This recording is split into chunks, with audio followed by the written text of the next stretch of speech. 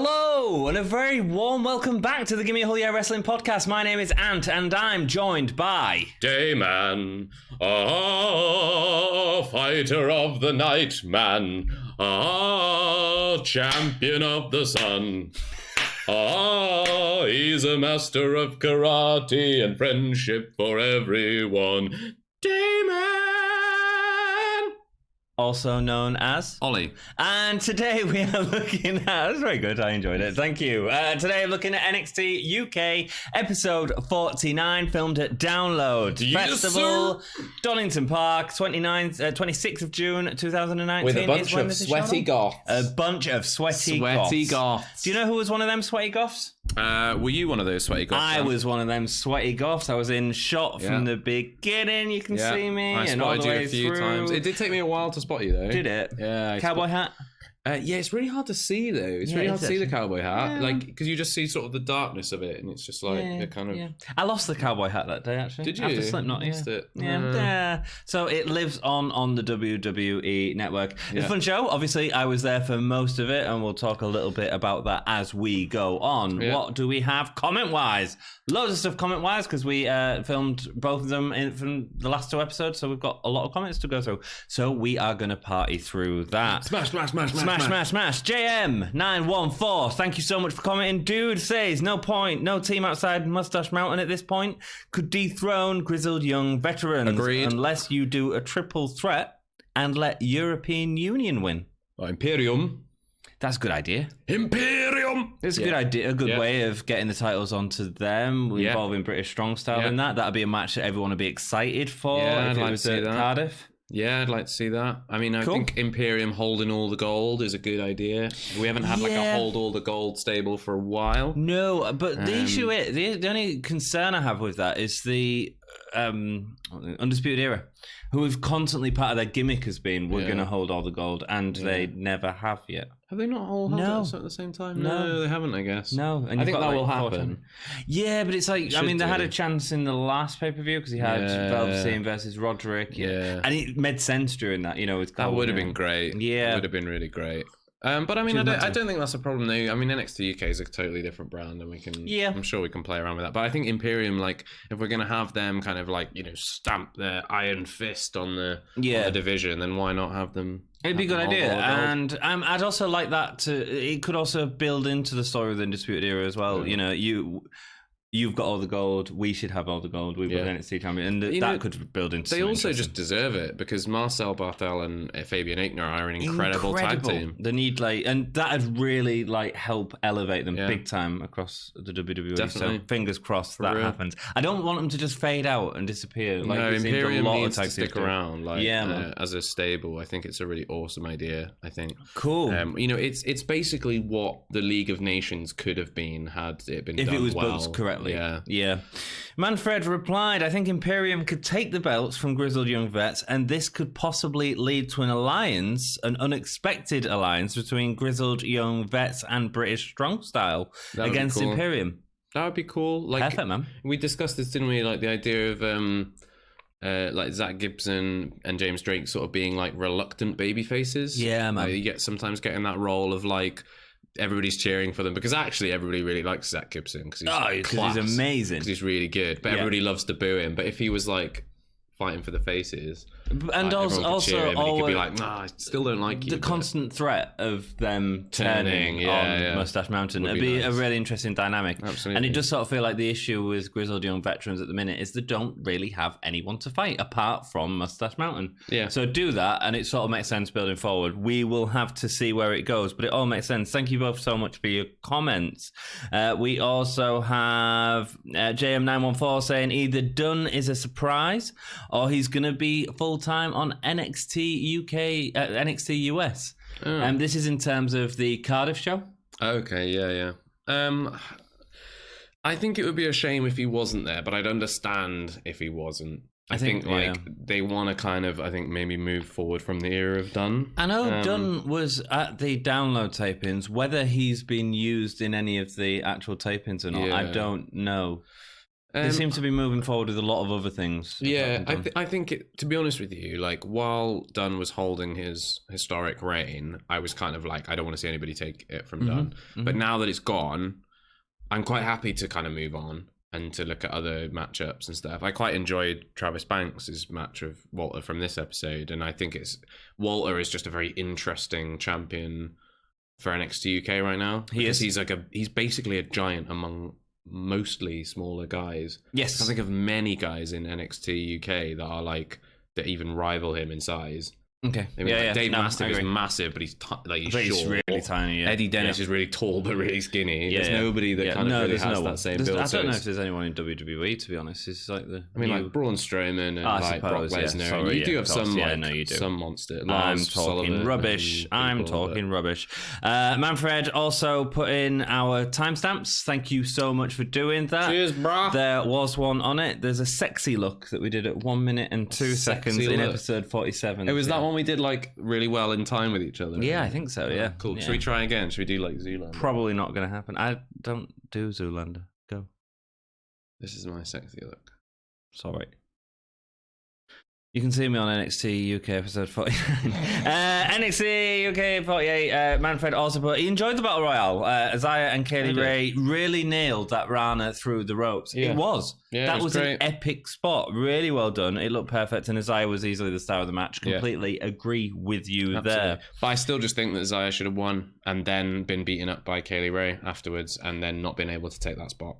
Yeah, that would have been in the championship match. Yeah, I think that would have been better. Zaya, although I cannot complain about Zaya's booking at the moment because she's getting on TV. Really There's more stuff to come as like 2 episodes in a row and 2 really strong showings. Yes, in 2 episodes in a row. Strong showing. I think we'll go into it in the matches. I think we've got very different opinions of this episode actually, which I can't wait to talk about. Cool. Mark Andrews versus Joseph Connors was our first match. Before I even go into that, man, thank you so much for all your comments. We really do appreciate it. It helps make the show better. We get to talk about stuff. We get to fantasy book. We love it. Thank you so much. Especially like when we get to chat about Grizzled Young Veterans because they're just fun to talk about. They're awesome. We love them. Sweaty goffs. And apologies for this episode being quite late again. Just been busy at work, dudes. Yeah. Apologies. Busy time of year. Busy times. But it's all good. Summer's coming up, man. Summer is coming up. You can tell summer's coming because my face is like in a bright state of redness. You been in the sun much? Well, I mean, just walking back and forth to work, but that's all it takes for me. I burn incredibly easily. I had a little bit of a tan after download. I just 5 minutes of sun that weekend. My skin just responds to sun like, I instantly go. I mean, you'll notice actually in most of the episodes of this, I start out with like quite like smooth skin, and then by the end it's really blotchy. Yeah, my skin goes really blotchy by the end of the episodes. If you skip from like minute 2 to minute like 35 on any random episode of this show, you'll notice my face go like bright red in the corner of that time. Yeah. Blotchomania. That's my skin. Maybe that's what we could call our episode. Just do like a highlight reel of my face going bright red and call it Blotchomania.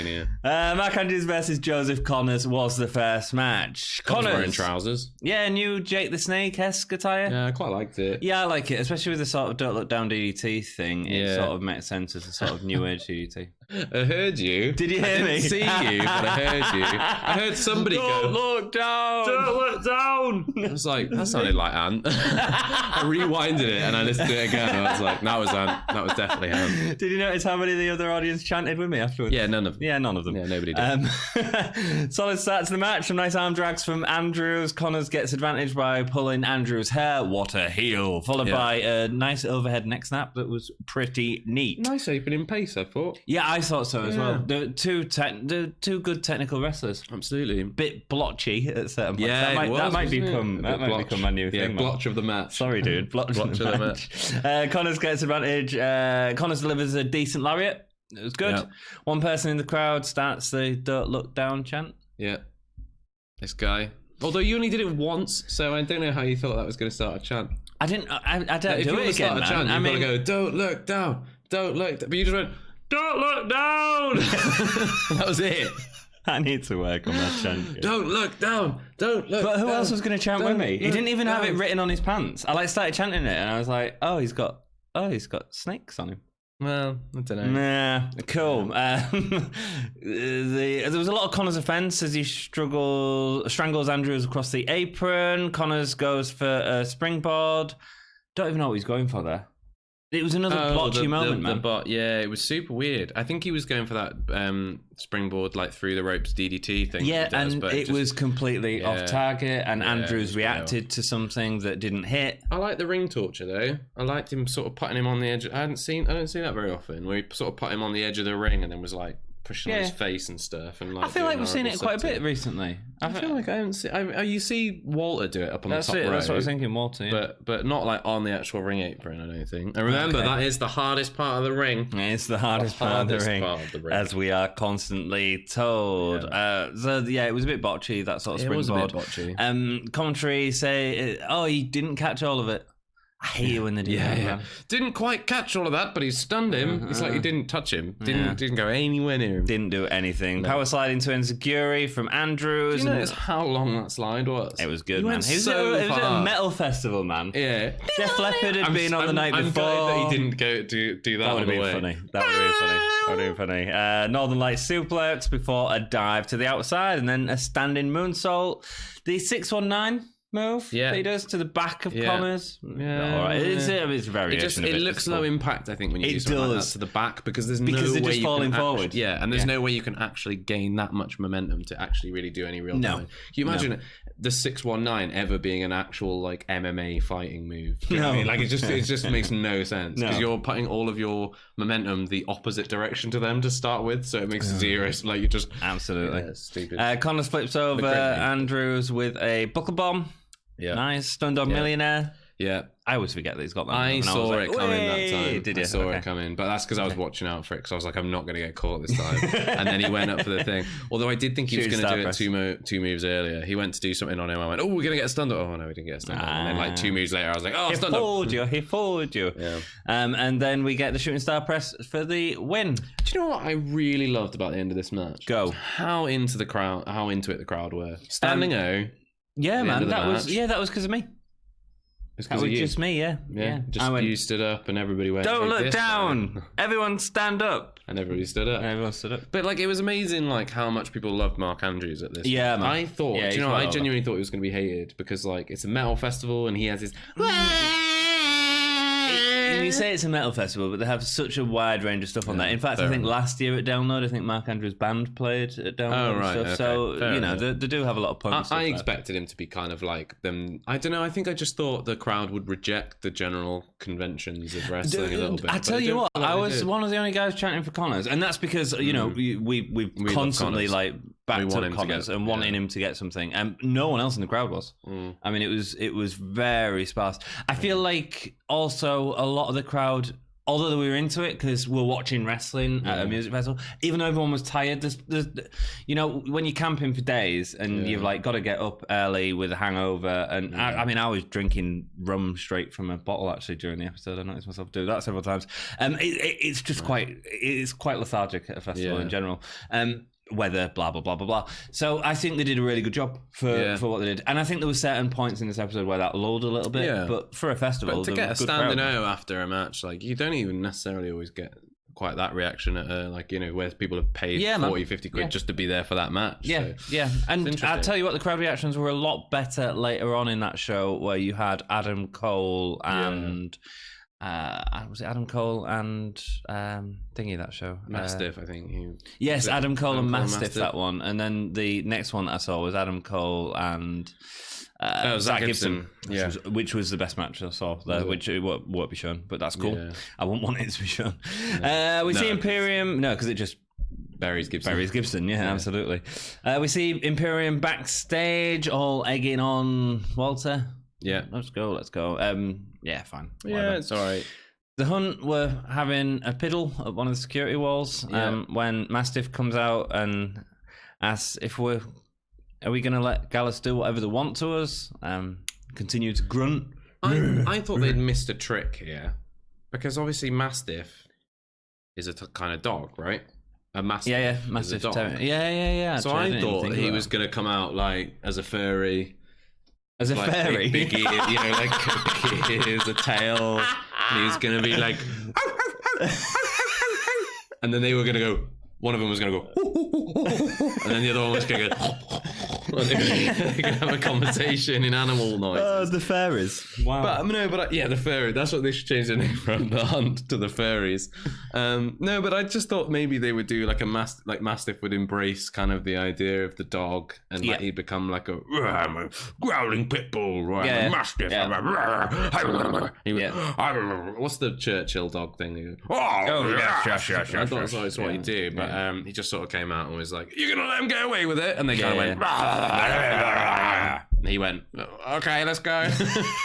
It's a bit weird. I mean, Primate did this thing as he was walking away where he grabbed one of the supporting rails to the wall and like pulled it, and it's like, how funny would it have been if that wall just came down? Yeah, I thought it was almost funny that it made like a sound, like rather than like a crash or like an aggressive sound. It was like and then Primate was making the most of the camera time, like as everyone else had left the corner, he was like looking back at the camera. I mean they're fun, but the issue I quite liked them last time when it was a backstage segment and they were doing the grunting.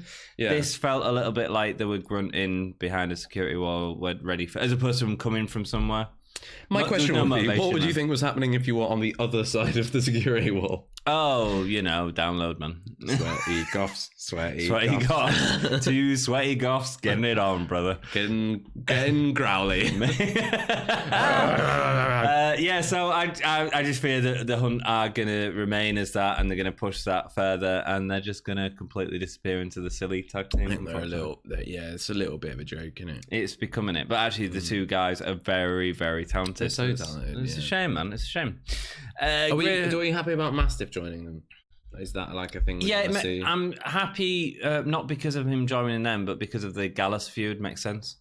Yeah. Okay. That's why I'd be okay. It ain't lasting after that. No. So yeah, I'm fine because Mastiff and Coffee makes. We're getting a lot of big teams recently. There's so much storyline going on, and that's great. Yeah. That's really great. That's one of the biggest positives I have of this NXT UK at the minute. It's a very different case to like Raw and SmackDown, though, isn't it? Like, how many big teams do you have on Raw and SmackDown? That are like, you don't. That aren't just individuals working together, but are like collective units. Do you know what I mean? You don't get it that often. You got like New Day. You had the Wyatt family. You have the Shield. Evolution show up every now and again. Yeah, gone. But gone. You know, like how many of them are still going? Very few. Like Stables, not Insanity, but that's gone. Yeah.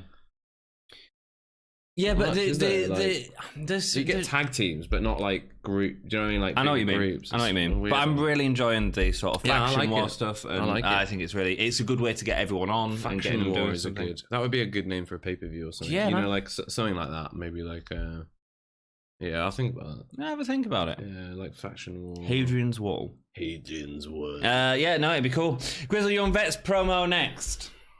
Absolutely brilliant. Bags on their feet. The second they came out with bags on their feet, I was like, they are just so funny. So they have carrier bags tied around the shoes. So that's absolutely hilarious.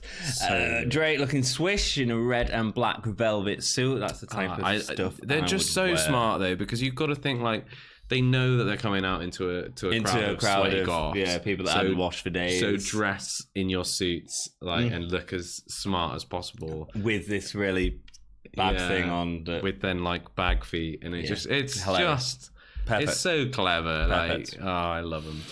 So they're the champions and the locker room leaders. Johnny Saint thinks it's funny for them to perform in a field in front of a load of sweaty goths, punters who can't afford deodorant. As soon as he says sweaty goth chants breaks out. Sweaty goths. The crowd were loving him, weren't they? Yeah. The crowd were just cheering every single thing. I noticed nobody was brave enough to take their shoes off, though. So I will address that because I was there. So I wanted to. I was going to start If You Hate Gibson wellies off because we was all wearing wellies by that point because it was a bit muddy. Where I was stood was there was no one sat in front of me for like a couple of rows because it was just mud and swamp. Basically, which is fine because my wellies don't mind swamp, but in terms of taking them off, it would have been really difficult. So it's not like an arena where you can just do that easily. Does that make sense? Yeah. Oh yeah. No. I figured that's why it was. Yeah. That's why I said no one was brave enough was because of the mud, not because of them. Yeah. Oh, it was like they were going to be like, if you take your shoes off, I'm going to come in there and beat you up. Yeah, there wasn't during the match with Adam Cole, actually. Yeah, no, there was none of it. So anyway, you know? You don't want to get mud between your toes, do you? No. Your socks. No, man. I always take extra clean socks to a festival with me anyway. Yeah, I take like stand wet socks. 20 pairs. 7. I'd take 2 extra. I'd take 20 pairs. Okay, cool. For real. You'd be carrying a lot, man. Yeah, I'd be carrying a lot of socks. Cool. My whole bag would just be full Next year, you should come to download, man. Watch some music and some wrestling. Man. Yeah, man, I'll do that. This is supposed to be music, a music festival. They haven't heard any music, just noise and nonsense. They're going back to the hotel to listen to Ben Howard until the match with Mustache Mountain. Please educate me to Ben Howard. No idea, but I'm sure it's not Rammstein. Slipknot. It's not. Yeah. Oh man, I've got. I think I could probably. I think like if you played some Ben Howard, I'd be like, oh, I recognize that, but I don't know anything about music. I don't know. My music taste is super old or super weird. Speaking of Rammstein, next match is Killer Kelly. I've done the segue, but I'm going to go back. Piper Niven and Rhea Ripley video package. Still not getting the match. It's all being words. Rhea isn't a bully. She puts people in the place. The match is happening next week. So that's one positive. I mean, how long has this been going on for? Too long. It's been so stop and start. With no story, man. I was thinking about, right, while I was watching this, was bullying as a claim is a weird thing, is a weird claim to make in a world where your living is going into a ring and beating people up. Yeah, it is a bit weird. Like, you're kind of all bullies. Yeah. Do you know what I mean? Like, you all, like, that's how you make your living, is by punching people in the head. And all Piper Niven has been doing is beating smaller girls than her. Yeah, exactly. That's what Piper Niven's been doing. So I don't really see. I'm with Rhea on this. Like, Rhea's just doing her thing. I sort of want Rhea to come out on top. If I'm honest. I do as well. I think she's the face in this. Yeah, maybe. I'm behind Rhea. I'm just over it. I'm over it. Yeah, let's see what happens next episode. I think they should make it a triple threat for the title. That's the only thing that will make that storyline interesting. Niven, Rhea, and Tony. Yeah, that'd be a nice match. Yeah, that'd be a nice match. I'd be happy with that. And Niven could come out with the win. Yeah. Like, you know what I mean? Oh, Tony, man. I mean, we'll get to Tony when we get to the thing. My gosh, yes, we'll get to Tony soon. Johnny Saint has tweeted making the matchup of Gallus versus the Hunt with Mastiff. He tweets so that he doesn't have to cut a promo and someone can write it for him. Where are you, Johnny? Where are you, man? I haven't seen you for weeks. You've been missing, dude. Are you okay? I think he's dead. I think he's dead. And like, they're just not telling us because it's too morbid. So inappropriate. Well, at some point, like, he's gonna die, and we're gonna have to write like a tweet on saying how sad we are. I mean, I will be sad. I love Johnny, and I'm sad that he's not been on. It's just not on, man. I mean, if you're gonna say, but just give the role to Scarlett, man. Yeah, Scarlett's not been on either, though, is he? Maybe he's busy doing some actual wrestling. Maybe. Killer Kelly versus Xia Brookside is next. Kelly was vicious with Xia from the start. Yeah. Really vicious. Xia came out of the blocks fighting, though, didn't she? She did. She came down to the ring with a serious face on. Yeah, coming she down looks the ring. good as well, Xia. Xia was like, I'm going to take this one seriously this time. then I'm going to airplane a little bit, but then I'm going to be very serious again. I'm going to seriously get up on the ring ropes, and then I'm going to do my little shoulder thing, and then I'm going to be very serious again. Kelly... I want to make one point before we move on to the actual match. Go. Killer Kelly's entrance is really cool. Yeah. The music is really cool. Amazing. She needs to get a hood that will stay on her head. Yes, she does. Spends the whole time going like this. It's so distracting. Yeah.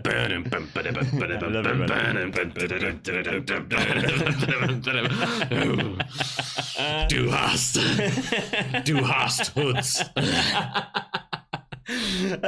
Kelly with speaking of Rammstein, Kelly with a German puts down Xia. That's why you get paid the big bucks. Jeez. I don't get paid anything. An abdominal stretch, pulls at Xia before pulling back at her forehead. This was hilarious. So I've never seen anyone use the forehead as a wrestling move, and she tried to pull it back so her eyelids were like... But her kind of finger went in her eye as well. So you just got this like real close-up shot of Xia Brookside like... I wish I could be bothered to make a thumbnail of Zaya's face doing that for the. Oh, you should. You should. Please do. But it was so. Can you imagine that ever happening to like Becky Lynch, the top star? That would be like a meme instantly. Yeah, I know. Instantly. I did think I think I've written that down actually. I think I might have written. Someone needs to meme that Zaya face. I wrote that down. I was like, that would have been great if he just did like a how I feel when the crank turns to 11 or something. It looks great as a move. It's not. You could never do it to one of your top stars. Can you imagine Tony Storm with it, man? I mean, yeah. I liked it. It was really weird. It made me laugh. Yeah, it did. It made me laugh. It was good. And she sold it. She sold it, and it looked like a wrestling move. It looked like it was giving a pay. Nasty. It looked kind of horrendous. Like in a kind of like, her eyes might twisted away. Can you imagine if her eyes just went? I was like, Jesus. A facebuster puts a stop to Kelly's attack as Ginny and Gabbert come on the outside, causing a distraction. Kelly tries to go for a roll-up. What annoyed me about this, right, the distraction, is that Zaya Brookside was in the middle of giving one of the coolest looking moves I've ever seen in my life. It was like a tilt-a-whirl Hurricane Rana arm drag. So she dragged, it was a tilt-a-whirl that went into an arm drag, but with her legs rather than a shoulder. Okay. So it was absolutely madness. A beautiful move. Missed half of it because they were focusing on Jazzy and they were focusing on Jizzy coming out. Jizzy, thanks, my friend. Cool. And then so Kelly goes for the roll up. Zaya manages to get out of it, and then it's straight away into a long blower for the win. So it's like a code breaker. Was it a code breaker? Yeah, she just hit it with a code breaker. I was like, wow, okay. Well, I guess Jericho's not in the company anymore. Yeah, so, but code breaker's a long blower anyway, isn't it? No, because code breaker's for the face. Lung blower is for the back. Oh, was it for the face? It looked to me like it was for the chest. No, it was a it was a proper face one. Yeah, cool, rock and roll. 2 knees to the face. I have a few issues with this match. What do you think of it? I liked it. Okay. I wrote at the end, Zaya. I first of all I wrote code breaker all in capitals. What? And then I wrote Zaya's looking more and more like she's going to do it. So they're putting up Zaya big time. The episode before with the Rumble where she made it all the way to the end and she eliminated Ginny, she eliminated Jizzy, and also somebody else, can't remember who else she eliminated. She eliminated like 3 people. And then this match where she overcame a distraction. She eliminated Rhea Ripley and Piper Niven. And Piper Niven, yeah. So basically the 3 largest women in the division and Ginny. Yeah. And then won despite the distraction. Yes, yeah. So I think she's looking like $1 million right now. Yes, she is, absolutely. My problems with the match stem from the distraction was poorly done. It just sort of had them coming out to the ring, to the top of the screen, a quick shot of them, and then that was enough. And then Zaya was like, what? It just felt a bit lazy. Yeah, and it felt like there was no impact. There was no payoff at the end, even a reaction shot from Ginny and Jazzy that they hadn't done it, or Zaya going, "I've done it. You tried to, you naughty people." Yeah, all she was doing was selling her shoulder. Yeah, she was like, "Oh, my shoulder," but she looked kind of like annoyed. But like, I was like, "Well, you just won." Like, yeah, there wasn't any shoulder move either. So another little thing, and I thought the match was a bit too quick as well. Yeah. So this didn't look like the same crowd. This is a match that I saw and sort of run through the episode as run through the episode as I sort of saw it. This match was in that place, but I don't think this is the match we saw. I think this was filmed on a different day. The match I saw was a little bit more botchy than this, and I know there was a lot of stuff that was happening afterwards regarding filming. It seemed to be that there was issues, and I'm pretty sure Ginny and Jazzy came out to the ringside. There was another thing. They might have like redone the match. I think they redid the match because they weren't happy with the tape. Because Zaya was really overselling her shoulder hours, and I was like, "Has she actually hurt herself?" Is that because the problem with the selling of the shoulder is when did that happen?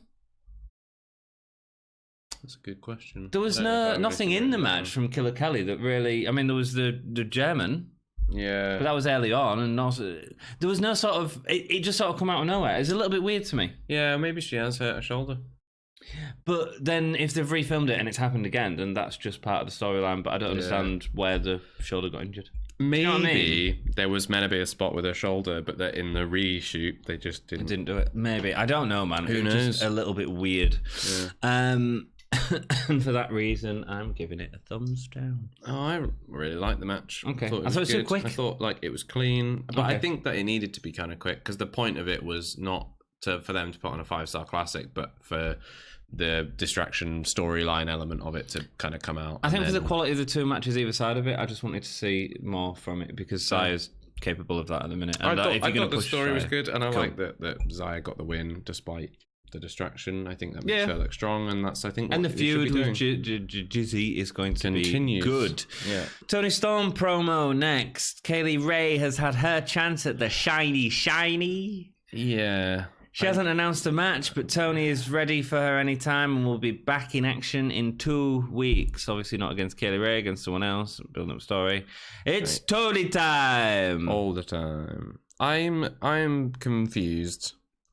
I get that the shiny thing is a special thing that she does. It's a reference to something, isn't it? Is it? I don't know. Shiny. Yeah. So okay, if that's a reference, fine. Okay, but that's very specific. It might just be a because they're at download thing, maybe that it's like she's doing. Oh, it's not a. Well, if it is a Motley Crue reference, it's not a very obvious one at all. It's not like Kickstart My Heart. Okay. Or I'm the Wild Side or whatever. The thing that I really don't get about this though is that she sort of goes like, oh well, I would have expected Kaylee Ray to to say when she wants her match. Yeah. I was like, why? Literally since Kaylee Ray has started here, she's been saying how she's been biding her time watching everybody else, and then she's sneaking in at the last minute to beat everybody. That is literally what she said she's doing. So why on earth would you expect her to be like John Cena-ing it? I'm going to cash in my money in the bank. Do you know what I mean? It's also too telegraphed, man. Yeah. Like, so what are we getting during this Toni match? Interference from Kaylee Ray. Yeah. As simple as that. Yeah. It's too telegraphed. My problem with Toni, and I think the way that you improve Toni, because I love Toni, but I think she's being booked terribly. Why is it they cannot book a women's champion on NXT UK correctly? Yeah, it's weird. They should just have a fight. Yeah. Get her in the ring and fight. Stop with this Toni time nonsense. Yeah, right? shiny. Shiny. It's that thing though, isn't it, that the champions have to be able to do promos, and I don't think that's the truth. I don't think they do have to be able to do promos. No, look at Brock Lesnar. Yeah, he doesn't do promos. No, he's still believable champion. Yeah, absolutely. Yeah, just get her fighting more. Although I am so done with Brock Lesnar. Next match. Noam Dar versus Ligero. Oh. You okay? Yeah. I was just thinking about Brock Lesnar. Angry. It made me sad. Angry. Walked into a light coming down the ramp. Did Noam Dar? You notice that? No, I didn't. Yeah, he did his like, and then stopped because he was like walking into a lamp, and then went, oh yeah, shuffle off to the side. Dan taunts Ligero when he's in the ring. He's sort of grabbing his horns. Really enjoyed that. Constantly doing it. He gets him in a headlock at one point and is again going for these horns, taking the mick out of him. That's great. A real nice moment when Dar makes Ligero fall over himself when he's running the ropes. Dar keeps avoiding Ligero. Dar pulls himself back into Ligero again, using the horns. Great work there. Ligero eventually answers back with some kicks, but Kenny Williams comes out onto the ramp and sits to watch the match. It's almost like we're getting storyline. This is when I noticed you. It wasn't the. Is it? It wasn't the Mandrews match. I was with a friend who doesn't watch NXT UK, so I was like, "Oh yeah, this is happening." I really enjoyed it actually, so that's really cool. Ligero eventually answers back with some kicks, but Kenny Williams comes out. I've just said that. As Ligero is climbing the turnbuckle, Dar kicks him off. That looked vicious. Liked that. Quite a lot of the strikes in this look pretty brutal. They did. They really went at it. I really enjoyed the match. Ligero flips Dar around with a clothesline, followed by a backdrop suplex into a kick. Ligero goes for a springboard, but ends in a ankle lock. Noam Dar hits a fisherman suplex, but cannot get the pin. Noam Dar sets up for the Nova Roller, but Ligero kicks him before he can hit it. Really nice. Eventually goes down with an enziguri. Lots of kicks in this match, man. I really enjoyed that. Dar goes for rope move, but pretends to be injured on his knee, landing. The ref comes, stops him out while the ref's back 10 is telling Ligero to stay back. He's going to Kenny Williams. It was quite panto. Yeah. But quick, give me the chair. But what was he going to do with it? That was fine. He was going to hit Ligero with it. But then the ref would have seen it. Maybe he was going to hit the ref. Maybe. I was just like, I kind of was like, oh, I see what he's doing. He's going like, oh, give me the chair because I'm going to use it. Because I'm not really injured. I was like, but that's not going to help you. You're going to lose because you're going to take the chair and then turn around and walk straight into the ref. Yeah. So I didn't really. I was like, well, I get what they're doing, but it doesn't actually make any sense because I don't know how that's going to help you. I don't think it matters too much. Does it matter? I guess not. Maybe I'm being like too nitpicky, but I think the logic of it is important. I think that's what I really like about wrestling matches. It's like when Eddie Guerrero, and it was Eddie Guerrero and someone, and Eddie Guerrero goes to like. No, what he does, he brings a steel chair into the ring. I think this is how it goes. It's been a long time.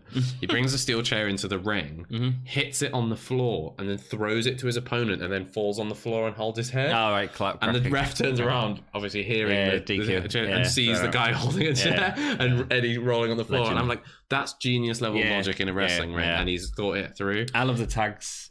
Do you know when they get a tag on the side of the ring, but instead the heels just clap instead of the tag? That's great. I love that. Stuff like that is really good. So I'm looking at the logic when stuff like that happens. Okay, so when he kind of goes like, "Oh, give me the chair," I go, "But what are you going to do with it?" Yeah.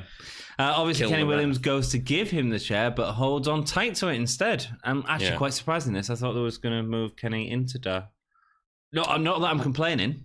Yeah, it was a nice like. I was going like, oh, is Kenny Williams turning heel? No, he's not. No, he's not. No, because he even come out in a heel flannel jacket. No, yeah, he didn't even come out in his lucky man jacket. Yeah. Ligero gets the win with a roll through. I like this match. Really good match in ring, a little bit botchy at times, but it was consistent story, and it continued to tell that story. Yeah. Both in the match with the sort of horn grabbing stuff, the stuff with Mark Andrews. It was actually really good. And they're using the time that they have on camera to really tell these stories. They're using these 10-minute matches to really tell these stories, and it's affecting everything. It's great. And a win for Ligero. Awesome. I think this is some of Noam Dar's best work. Yes, Noam Dar is amazing. I started out at the beginning of this match really liking Noam Dar, and by the end of it, I hated him. Yes. And I think that's effective healing in the best way. Yeah. I literally wrote, like, Noam Dar has such a punchable face. He does. When he's doing all his, like, I'm so funny and cocky and like whatever, I just go like, I want to punch him so hard. He's great. He was great. And do you know what was great? Even after the match, right? A lesser performer would not have done this, but after he got rolled up and then Ligero was celebrating, he walked over to the ropes, kicked the ropes in frustration, and then fell on the floor clutching his ankle. It was absolutely class. I was like, that's really funny. And he's like doubling down on his own humiliation. He's like, kicked the ropes to be like frustration, and he was like, oh, I've tweaked my knee doing that. Because, so it's really good. Like, he's great, man. He's great. I really enjoyed it. I thought it made Noam Dar look amazing, actually. I thought Kenny Williams versus Noam Dar is going to be really fun as a feud. I presume so, yeah. I imagine it will end with them becoming a tag team, but it depends on Jordan, really. What's happening with Jordan, how long he's going to be out for, and stuff like that. And maybe he'll be incorporated into the storyline coming back. You know what? Actually, so if that was to happen, are you going to turn Andrews heel or Noam Dar face? Andrews heel. I say face Noam Dar. Wait, Andrews? Do we mean Andrews? Sorry, Williams. Yeah, I'd turn Williams heel. Oh, where's Flash Morgan Webster? Probably injured. They all seem to be injured. But what I was going to say is they seem like a team as a face team that could go against Grizzled Young Vets. Yeah, maybe. You know what I'm saying? But I just think Noam Dar's he's a great heel. Incredible heel. And I think Kenny Williams could probably be a really good heel as well. Where is Flash Morgan Webster? I don't know. The last time we saw him was in the qualifier for the Fatal 4-Way. Yes, and it wasn't even with So are Andrews and Webster. Well, they're like they weren't like a solid tag team anyway, were they? They were just kind of like as and when tag team, aren't they? Yeah, but again, they felt like they could have potentially, and it's a team that I think we'd forgot about. They were another team that could have gone against. I wouldn't see them beating Grizzled Young Vets though. Andrews, maybe. Andrews could win some singles against them, but I think in the actual pay-per-view, Grizzled Young Vets would win that match. Cool. We then see a recap of the Travis Banks and Walter promo. Just awkward. It was just awkward. It was naff. And we said about that in the last episode. So check that out. You've got to bring everything you've got. So make sure that you bring everything you've got because you're going to need everything you've got.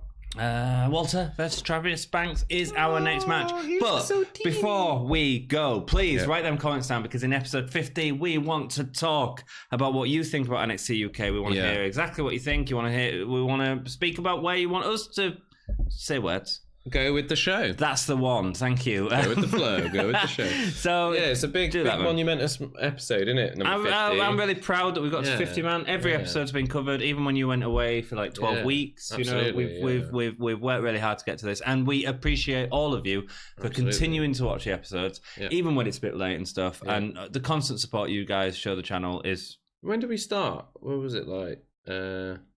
October. Yeah, will have been, yeah. So maybe even earlier, man. There was 2 episodes for a week for a while, wasn't there? Yeah. So I think like we're coming up to a year at some point, which should be cool. Yeah, man, cool. I think a little celebration next week for episode number 50. A little celebration. We might have a little something different in our Gimme a Julio mugs. Oh yeah, that you can find on Redbubble if you want to. Oh man, getting the segue kid. Segue. You can also support us on Facebook. Twitter, other social medias are available. Instagram. Yep. And also, if you want to go onto Patreon, you can do. The best thing that you could do right now, though, is bang a comment down at the bottom, like this video, subscribe, and hit that ring bell. Ding, ding, ding. Let's talk about the main event. Walter versus Travis Banks. Don't like red scarf, rubbish, with a feather on it.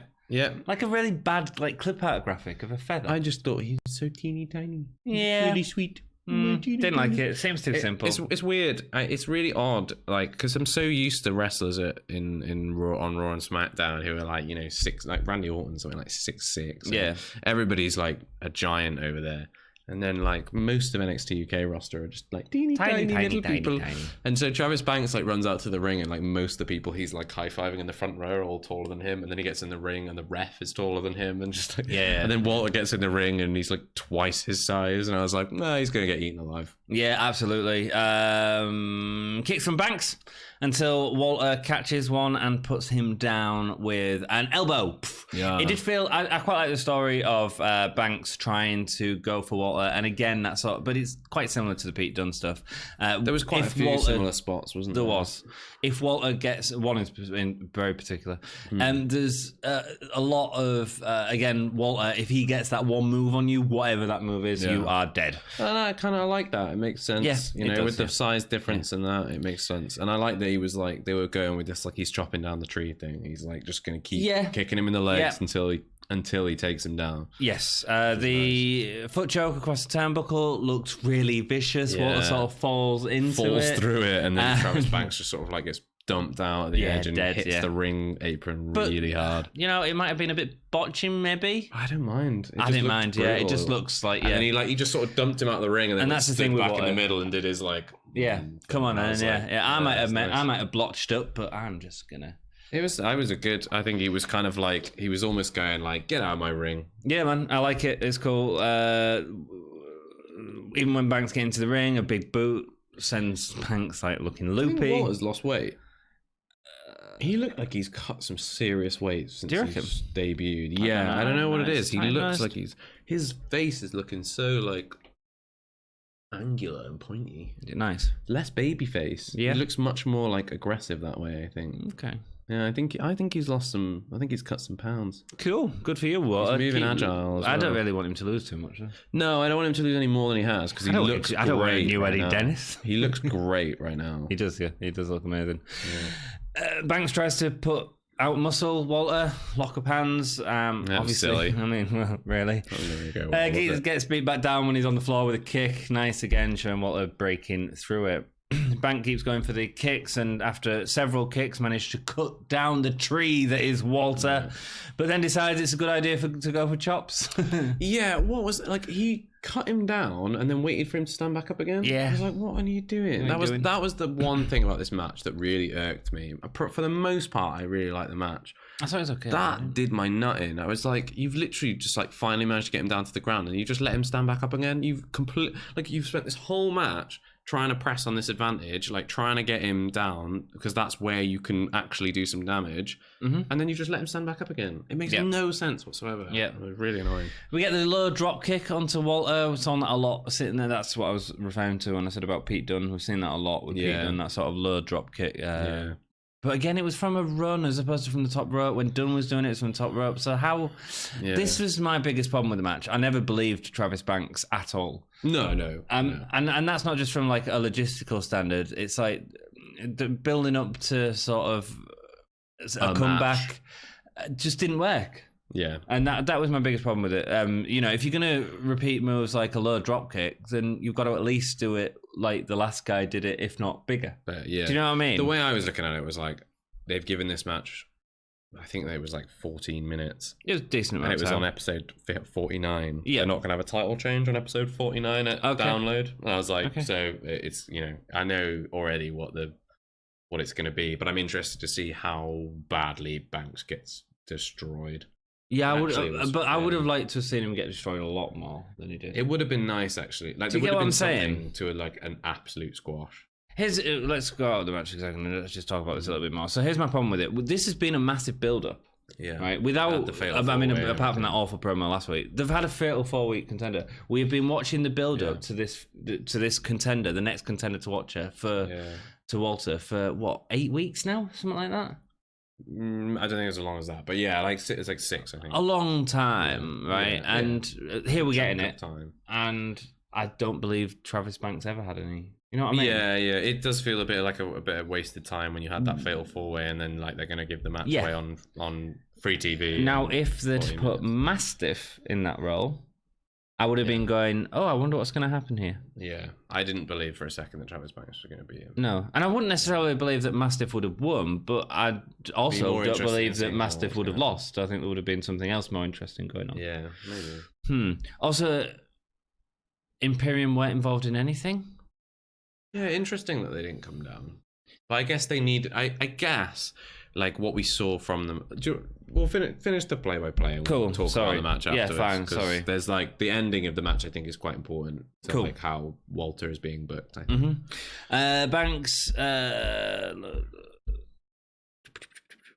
Banks keeps avoiding Walter's attacks throughout the match. He goes for the coup de grace. Yeah. Double foot stomp off the top rope. A little bit sloppy landing. It doesn't look as good as Balor does, but it was fine, I thought. I prefer his double stomp on the rope. I just felt like there was a lot of times that Walter was down. Travis Banks has a moveset that could have really worked, but Banks kept waiting for Walter to get back up a lot. Yeah, it was odd. It was weird. Walter catches Banks into a Boston Crab before beating Banks' chest on the apron. Yeah, it is, man. It is. That Boston Crab. Do you know what I really liked about it was how quickly he set it in? He did really quickly. It felt very ring generally. It did, yeah. Do you know it felt like I am in control. Yeah, I'm in control. I'm going to manipulate your body. I'm going to do what I want to do with it. And Slice of Heaven connects from Banks onto Walter, but Walter rolls out of the apron. A spear dive type thing. That's what the commentary called it. Yeah, like Aiden English was like, oh, he did a spear type dive. I was like, pretty sure that's just called a suicide dive. Yeah, I thought it was. Anyway. Puts Walter back down. Walter fights back with a boot and a chop before a powerbomb to the apron. Live, because I was on the side where that chop was, it sounded a lot better than it did on TV. Yeah, I didn't hear it. No, but in live it was. They seem to have turned the volume down quite a lot for this match. The crowd seemed a lot quieter. I wonder if it was something to do with the band playing or something like that. So they couldn't. I wonder if it's something to do with that. The crowd were a lot louder live. Yeah. As you heard during the rest of the episode, you know. Yeah, so if there was a band on it and they didn't want to have to do copyright stuff, it could have been something to do with that. Yeah. Powerbomb in the so they do the powerbomb in the apron, great. Powerbomb in the ring ends a match, and Walter stretches out his leg afterwards. I really like that. I like the idea that Walter's legs are the sort of target in that match. But then the cleverness of him to go and warm down after the match is sweet. I like that he stood in the ring holding up the title as well. And actually people just applauded him for like what was basically like a pretty dominant performance. Yeah, Walter's great. Yeah, Walter is great, and he's one of those guys that people like. Although he's now a heel, you can believe him and you chant for him. Yeah, you know he's good and you like him anyway. So, what was you going to say about the match? Well, Imperium and sort of getting involved. Well, yeah. So I think that like if Imperium had gotten involved in that match, it would have put a shadow of doubt over whether Walter could beat Travis Banks. And I think what you really needed to do there was to be like, Walter is a dominant champion. You see, he's a strong, dominant champion that doesn't necessarily need Imperium. I think if someone is car driving by, very. I think that basically, like for me, I think this might just be a personal thing. Okay, but whenever a group or a stable or anyone get involved in a match that the champion is fighting or whatever, it always makes me go, well, what would have happened if they hadn't got involved? Could Travis Banks have won? Yeah. And I just think that like Walter needs to be built. This is more for Walter's sake. He needs to be built. That. Right, and I'll tell you, so what I would have done is I wouldn't have had this match now. I would have had Walter versus another person, and that would have been this match. Where he wins by a powerbomb. Then when he's in the contender match for the championship, that's when I would have had Imperium come down. I understand what you're saying in terms of building up Walter, but I feel like this match could have then just caused a little bit of doubt for Travis Banks, which sort of saves him a little bit. See, for me, I just don't see Travis Banks as, not because I don't think he's great, but because I just think Walter is so powerful and he's meant to be so good, and he's like, not only is he like an absolute beast, but he's, you know, this I wrote down, this is what Brock Lesnar matches should be. It should be like a guy who's not only massive and scary and dominant and but also strong, able to sell, but also technically amazing in the ring. Very, so that very his talented. offense is kind of like varied, so that he can react to different situations. You know, the thing that Lesnar does is he just uses the fact that he is just basically an unstoppable tank to walk through everybody's offense, no matter how much they throw at him, and hit the same 6 moves on them. Whereas Walter will be like, he'll go down after a while, and then he'll have to fight from underneath for a little bit, but he'll still show his dominance throughout that. I think for me, Travis Banks is never someone at this point in time who is in a position to beat Walter clean, and so I think Walter has to beat him clean. And I love the fact that he went out of the ring, powerbombed him on the apron, took him back in, and just absolutely destroyed him and then pinned him conclusively. For me, like if Imperium had got involved in that, it would have put a seed of doubt as to how dominant Walter is as a champion. It makes him start to look weak. I respect what you're saying in terms of them. However, the other thing I think that you need to start doing is start getting legitimate boos for Imperium. Yes. And I think that would have been one way to have done it. And again, I'm not saying that I wouldn't have done it in the match the way that it played out, but in terms of if they'd added just one extra match, it could have been, wouldn't have even been a main event. It could have been Joseph Connors versus Walter, right? Yeah, and they just have him. And they just have him brutalize him, and then Imperium ruin this match a little bit, and it just causes the crowd to hate Imperium a little bit more. That's what I would have done. So I think that's a really good idea, but I think they need to pick who it is they do that with. They need to pick someone who is legitimately like a threat, because they kind of sort of did that with Pete Dunne and Alexander Wolf. Yes, they did, when Alexander Wolf came out and like powerbombed Pete Dunne, and then that like kind of led to the end of the match. Was it Dunne or Bate?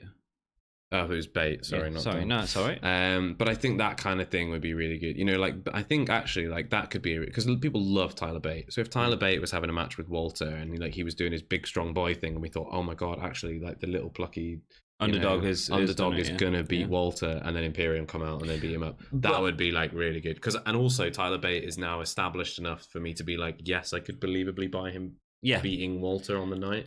But if that had happened with Mastiff, you know, like we said a while ago, Mastiff should have been in that position really. If that had happened with Mastiff and Imperium had caused the shaky finish, then it still would have kept Mastiff's singles run going and stuff like that. Do you know what I'm saying? Yeah, I get it. Like there's other things at play when it comes to like someone like Mastiff. Yes. Because you want to maintain his of like dominant undefeated streak. But I think I think early on, maybe when they didn't know they were going to have Walter, Mastiff was maybe like Walter's position could have been Mastiff's right now. Do you know what I mean? Could potentially, yeah. I reckon that like the way they were building Mastiff, it could have easily been like they had an idea for somebody who's going to take the title from Pete Dunne. It was going to be like a big, strong, like monstery kind of person, and then Walter came along and they went, well, yeah, there we go. With our story, yeah. Do you know what I mean? Like, I don't know.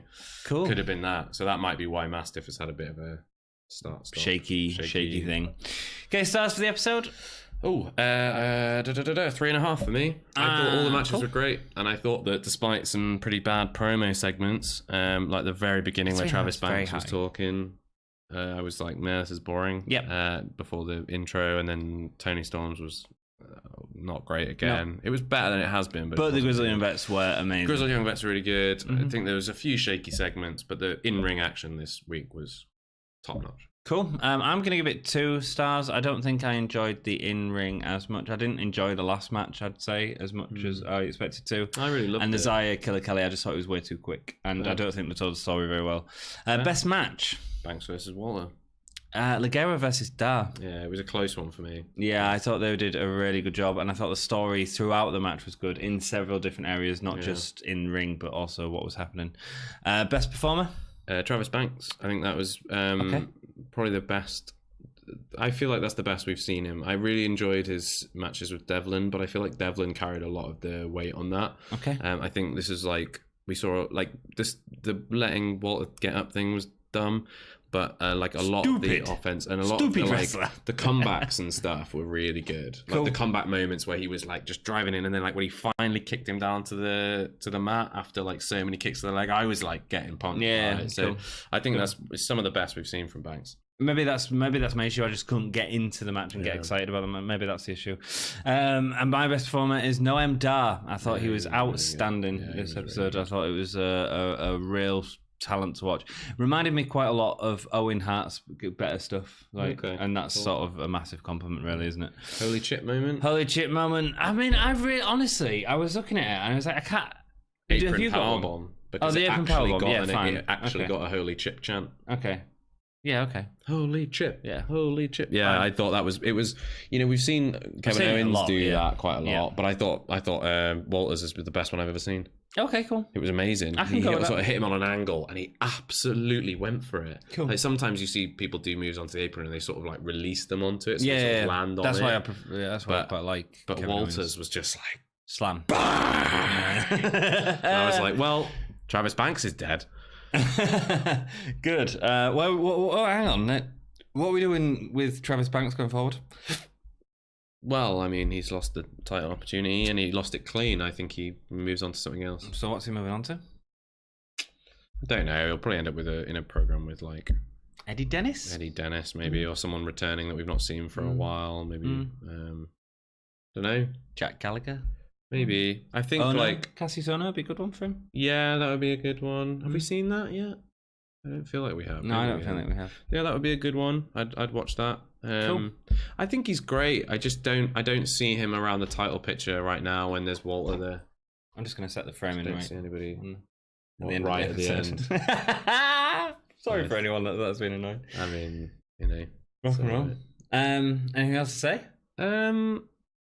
I'm wearing my Colt Cabana t-shirt. Dude. Was confused. It's a nice Colt Cabana t-shirt. Tell us a story behind that Colt Cabana t-shirt. So I met Colt Cabana in Edinburgh. He was doing his show where he does like commentary on the art of wrestling. Yeah, and it's one of the most disgustingly funny shows I've ever seen. Some of the stuff they say is so unbelievably on PC that I would never dare to repeat it. They had a guy on who was one of the funniest people I've ever seen in my life, but he was so I don't know what the PC term is, so I don't want to like say it, but he had to be carried on, like that's like he had no legs. No, he was just like drunk. I don't know. No, like I don't know. I don't want to make a mistake. Okay. Basically, he had to be carried on. He was great, hilarious dude, really funny. But he had like the most vile sense of humor I've ever heard.